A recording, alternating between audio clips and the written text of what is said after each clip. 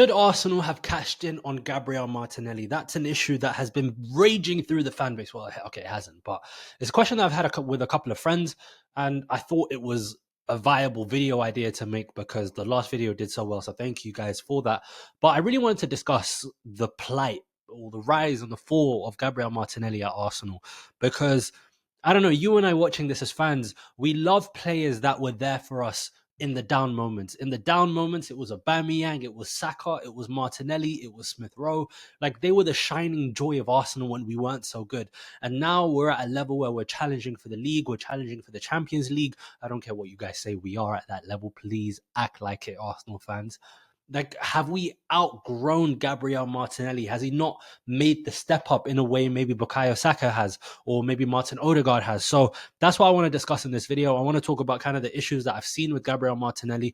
This video isn't going to be a slanderous piece on him. I don't really want to go in on him because, look, I have a ton of respect for our players. I don't like singling any players out. So any person watching this video that kind of says, oh, this guy is our problem and that guy is our problem, nah, we have to look at it much wider. No player is bad. Every player is an unbelievable player on their day. And it's just on us as fans and the manager to profile them correctly. Actually, it's not us as fans. It's on the managers to profile them as best as possible to get the best out of them. So that's what I want to cover in this video. So I'm initially going to start off with kind of the fanfare when he came into Arsenal, because this guy is a £6 million signing from a Brazilian 4th division team. Where do you see, genuinely, I want to ask you this, where do you see recruitment like that anymore? Because you don't see it. You don't see us just going into a random foreign market and just plucking up this plucky youngster. We don't see it anymore. So from a recruitment point of view, I don't think there's a pound for pound a better transfer for Arsenal. You can say Thierry Henry, 100%, Nicolas Anelka, but Martinelli is maybe top 5, top 10 in terms of pound for pound assets that we've managed to develop and grow into an unbelievable, okay, I take that back, into a good left winger for Arsenal. So we kind of saw him rising through the ranks at Arsenal under Emery. He was this striker, not even a winger, that was getting into the right positions. He was scoring goals. He was building a relationship across the front line. And then when Mikel Arteta came in, obviously we saw him play a lot more off the left-hand side. So initially when we kind of moved to that system with, for example, oh no, my camera turned off. But when we moved to that 4-2-3-1 system, there was no space for Gabriel Martinelli in the team. It was Kieran Tierney, it was Smith Rowe on the left, it was Saka on the right, and it was Odegaard in the middle with Lacazette up front. That was kind of like the 21-22 season. And then towards the new year of that season, we switched to the 4-3-3. Emil Smith Rowe, he had fitness issues. He couldn't really make it in as a left winger for us. It was Martinelli that came in, and from there he didn't look back. 21-22, it was a promising season for him, but where we really saw the potential of Gabriel Martinelli was in that 22-23 season, because in that season he ended up scoring 15 non-penalty goals, which is one of the highest for a Brazilian in the Premier League to this day. So when we're looking at a winger who was able to give us 15 Premier League goals without any penalties, we clearly say that there's a player there, there's a talent there. We just need to get the best out of him. Until our left side began to falter, because in 2023, in that summer, we sold Granit Xhaka, who was a big part of our functioning left-hand side, and we brought in Kai Havertz to play in midfield. I don't want to start that again. We know he shouldn't be playing in midfield. But from that, we saw our left wing barely functioning. And to me, 89 points in that 23-24 season with a left side that isn't functional whatsoever. I got to take my hat off to Mikel Arteta for that, because we were playing solely off the right. And we saw it in the big Champions League game. There were reports on The Athletic that came out and said, hey, all we need to do is double up on that right side, because we know that left side isn't doing much. That could be a fault of Gabriel Martinelli. That could be a fault of our left-hand profiles. That could be an issue with how our left-hand side is. But we needed support. And to be fair with Martinelli, he's not going to be the player that will do 100 step overs, get past someone, get into the box, put in a great ball, put in a great shot in. That's not Gabriel Martinelli. So in the current system, which has kind of stemmed to this day, we are not getting the best out of Gabriel Martinelli. And to be honest, his form has dropped off a cliff completely. Sorry, I was tongue-tied there. And the issue is, right? When you look at Gabriel Martinelli, he's a guy with insane speed, with a great instinct for goal, with a great finishing ability. Yet in our system, the left wing goes touchline, so they got to be great one on one. They got to be a great combination player. They have to put in great ball, great, but they're also needs to be that ability to come inside. And the problem is when we watch Gabriel Martinelli, it's always head down, dribble fast, slow down, and then try get them on the outside. We don't see Gabriel Martinelli coming on the inside because when he does, he always creates something. But I feel like that confidence isn't within him anymore. He's not able to create that separation anymore. And at this point, as an Arsenal fan, it's genuinely sad to see because we can extend this to Leandro Trossard as well.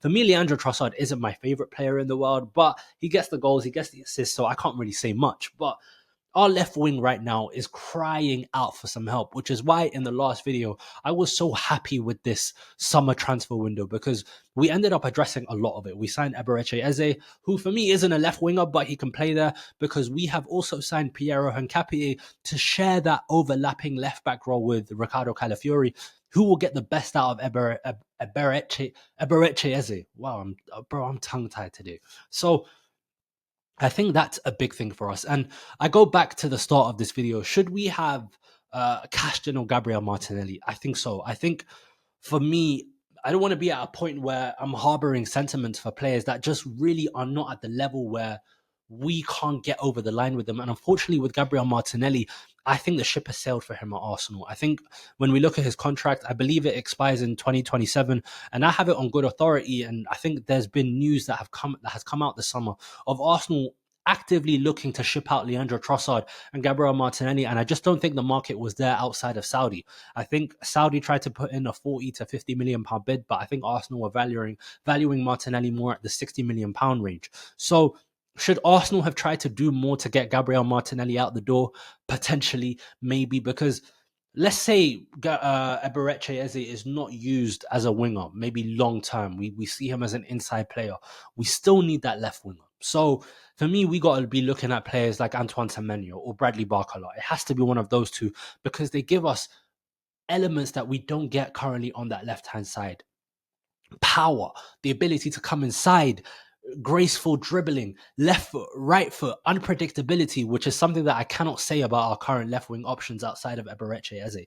And unfortunately, it really does pain me to say it because I was Martinelli's biggest fan. I was always like, oh, maybe we need to change the system. Maybe we need to get the best system. We don't have that overlapping left back for Martinelli. We don't have this. We don't have that. And then I just looked at myself towards the back end of last season, and I really just said, how many excuses am I going to give him? How many?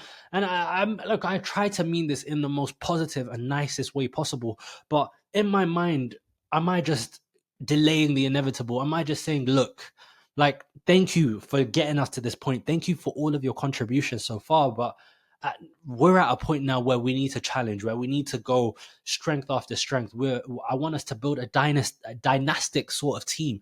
And unfortunately, when it comes to Gabriel Martinelli, I just don't think he's there for us at the moment. I don't think Leandro Trossard is there for us at the moment as well. So I will be like, if it was up to me this summer, I would have gotten rid of both of Martinelli and Trossard because we can get in maybe 60, 70 million pounds for them, and we can reinvest that into an unbelievable left winger like a Bradley Barcola, like an Antoine Semenyo, who, from reports that I've seen on Twitter, or X as it's commonly known right now, that there's a release clause right now for Semenyo next summer for around that 60 million pound region. So that's something that we could have gotten done this summer.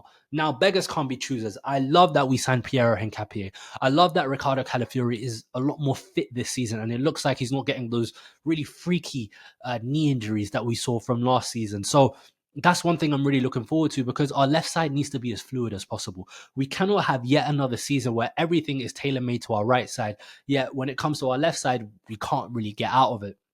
And also, it goes back to us playing through the middle. If we can play through the middle more, we can give the ball to our wingers in more advantageous situations for them to go one-on-one and cause havoc.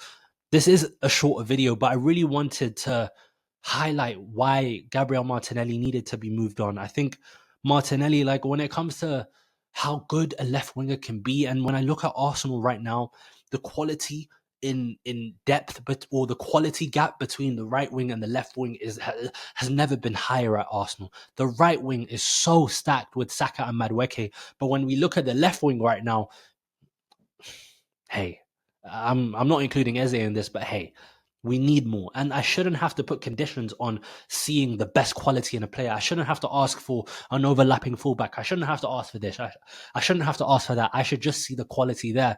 And unfortunately, in our left wing options right now, I don't see it.